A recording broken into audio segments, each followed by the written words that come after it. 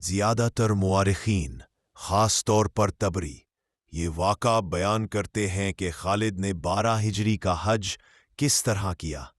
ان دنوں ان کی مقابلہ فارس کی شاہنشاہی سے تھا اور وہ روما کی بادشاہی کے اندر تک حملہ کر چکے تھے۔ ہر لمحہ یہ خطرہ موجود تھا کہ دونوں بادشاہیاں مل کر مسلمز پر حملہ کر دیں۔ ایسے حالات میں خالد اصل میں وہاں سے غار حاضر نہیں ہو سکتے تھے، مگر حج کی تمنا اتنی گہری تھی کہ وہ اسے دبا نہ سکے۔ فراس سے لشکر ہیرا کو روانہ ہو رہا تھا۔ خالد نے لشکر کو 3 حصوں میں تقسیم کیا: ہراوال، درمیانی حصہ اور عقبی حصہ۔ خالد نے خاص طور پر اعلان کرایا کہ وہ عقبی حصے کے ساتھ ہوں گے۔ لشکر کے پاس جلدی کا کوئی سبب نہیں تھا، نہ آگے دشمن تھا نہ کوئی حملہ جنگی صورتحال۔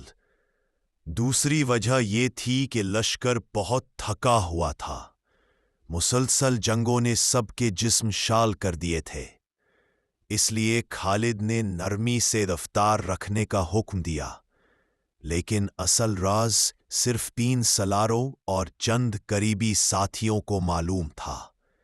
خالد نے اس سفر کے درمیان لشکر کے عقبی حصے سے چھپ کر نکل جانا تھا اور ایک گمنام، بے حد خطرناک راستے سے مکہ پہنچنا تھا۔ 31 جنوری 1352 کو لشکر نے پہلا قیام کیا۔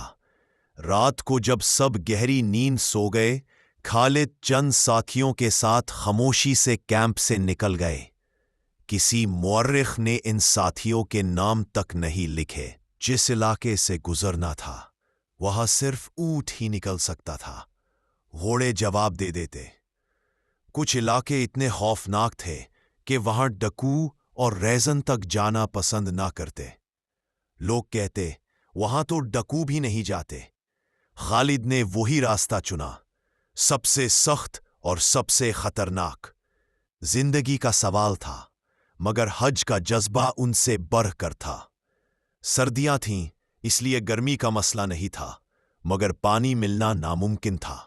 راستوں میں عجیب و غریب ریت کے ٹیلے تھے، بھول بھلایا جیسے منظر، جن میں انسان گول گول گھوم کر وہی پھنس جاتا۔ اونٹوں نے کئی جگہ بھٹکنا شروع کیا، جیسے کوئی چیز انہیں نظر آ گئی ہو، جیسے انسان نہیں دیکھ سکتا۔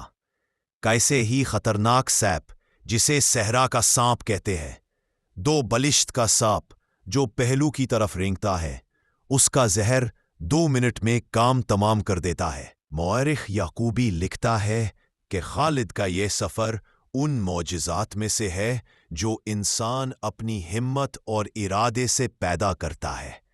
آخر کار خالد اپنے ساتھیوں کے ساتھ وقت پر مکہ پہنچ گئے۔ وہاں یہ سن کر انہیں فکر ہوئی کہ خلیفہ ابو بکر صدیق بھی حج پر ہے۔ خالد نے سنت کے مطابق سر منڈوایا اور ساتھیوں کو کہا کہ چہرے چھپائے رکھیں۔ حج ادا کر کے وہ پھر سے وہی موت والی وادیوں میں واپس چلتے بنے۔ جب وہ ہیرا پہنچے، ان کا لشکر بھی فراز سے ہیرا میں داخل ہو رہا تھا۔ عقابی حصہ ابھی دور تھا۔ خالد ان میں جا ملائے جیسے وہ فراز سے ہی آ رہے ہوں۔ 4 مہینے گزر گئے۔ پرشین طاقت ٹوٹ چکی تھی۔ عراق کا بہت سا حصہ مسلم حکومت کے زیر انقیاد آ چکا تھا۔ ان دنوں اسلام کی غیبت پورے عراق میں چا چکی تھی۔ اسی دوران خالد کو ابو بکر صدیق کا خط ملا: آئندہ ایسا نہ کرنا، ہیرا سے نکل کر شام پہنچ جاؤ، وہاں مسلم لشکر مشکل میں ہے۔ میں پورے لشکر کا سپاہ سالار تمہیں بناتا ہوں، رونیوں پر حملہ کرو، ابو عبیدہ اور تمام سالار تمہارے ماتحت ہوں گے۔ پھر فرمایا، تکبر مت کرنا، اللہ کی رحمت اور فتح صرف اسی کے ہاتھ میں ہے۔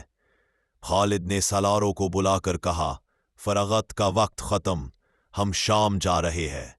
لشکر کی تقسیم ہوئی۔